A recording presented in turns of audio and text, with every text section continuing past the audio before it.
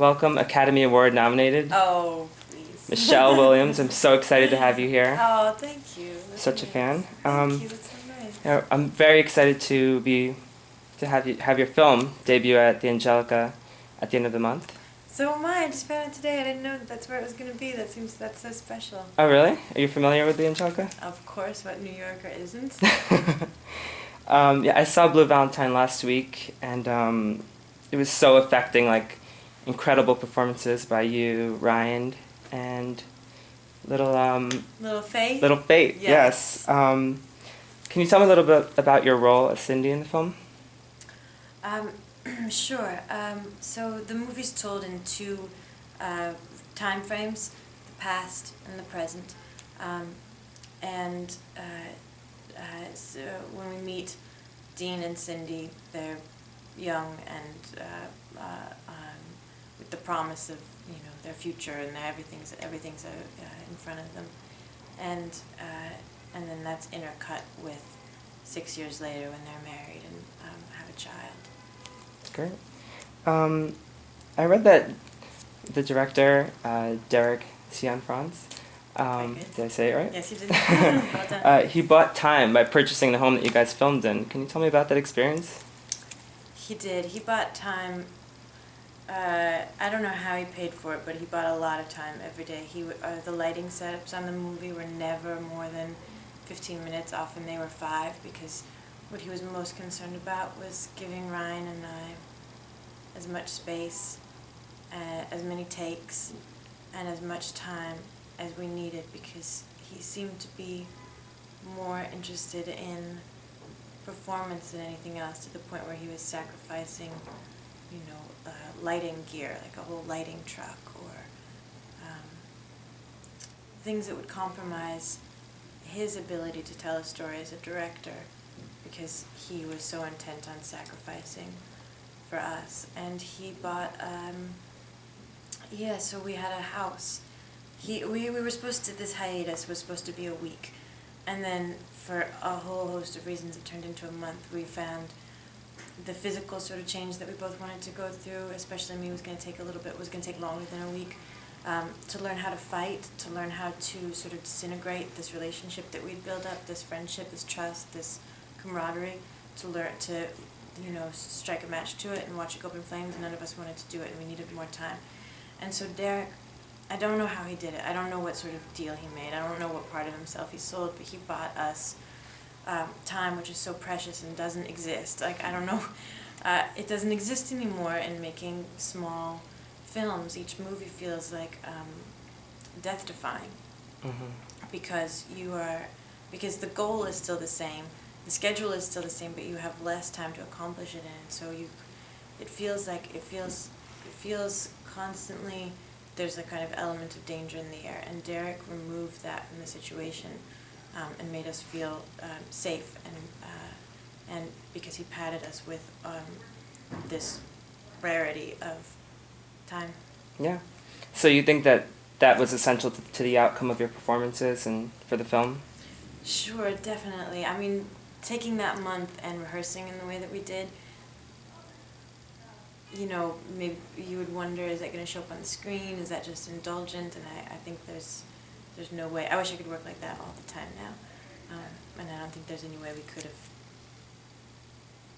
have gotten there without it. Okay. Ryan has said some amazing things about your performance in the film. I can attest to them. Yes. What was it like working with him? How did you guys go from like one extreme to the next? And yeah, because it was, we shot the past as a continuous thing, and the present, they were separate.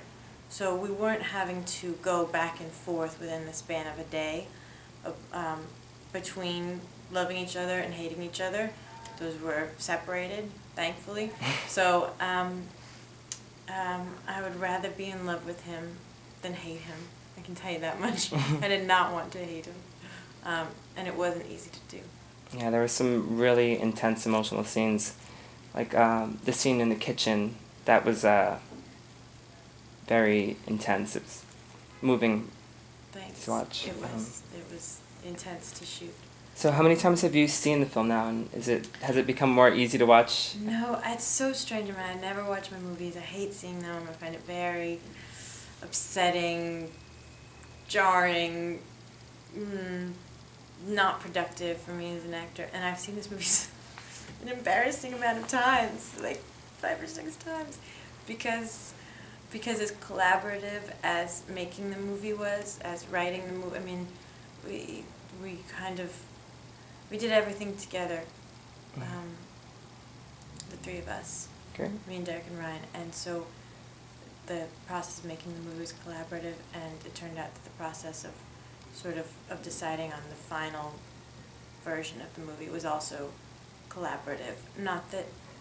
Which is not to say that I would want the responsibility or deserve the responsibility of the filmmaker at all. I think that I trust Derek's taste more than my own, but there were I knew Cindy. Mm-hmm. I knew Cindy better than anyone, and Ryan knew Dean better than anyone, and so there was input that we could give, and that Derek was open enough to take. Great. I wanted to know your thoughts on the NC-17 rating. Like I said, I saw the film, and I think for me the most uncomfortable scenes were just the emotional, like raw emotion. I don't know. I think it's unfair. What do you think about it?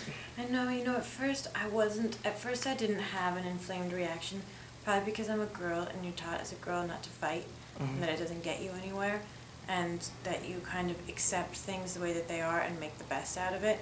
But then the more that I've listened to the boys, to Ryan and Derek talk about it, the more upset I am, because I understand that the larger problem is that it's censorship, and that it affects where your movie can be seen. Mm-hmm.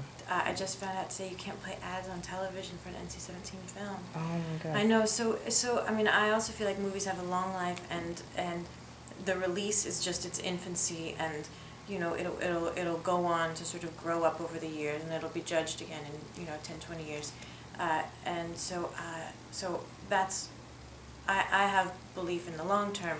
But I understand what a problem it is right now, and as a parent, the thing that does upset me and does affect me is the commercialization and acceptance of violence, and of violence that is in turn pornographic, and that is something that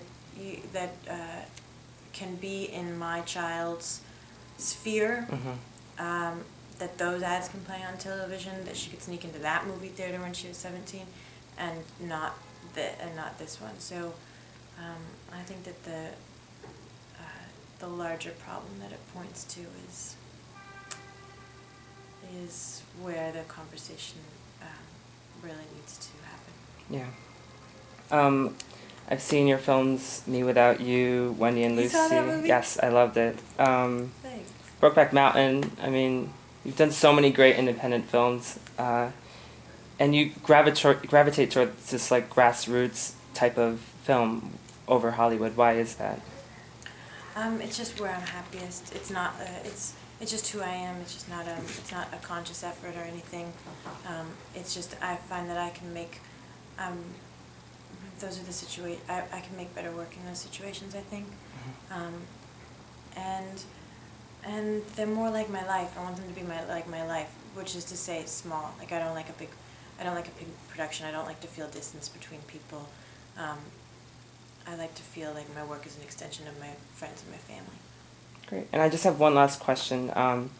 With Blue Valentine, what is the message that you'd like people to take away after seeing the film?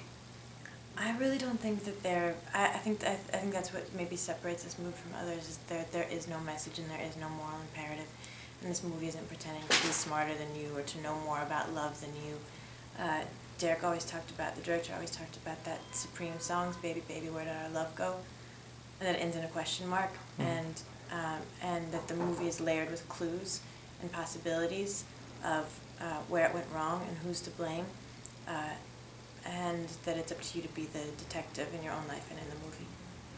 Okay, we're done. Thanks. Thank you so much. Carrie's like, are you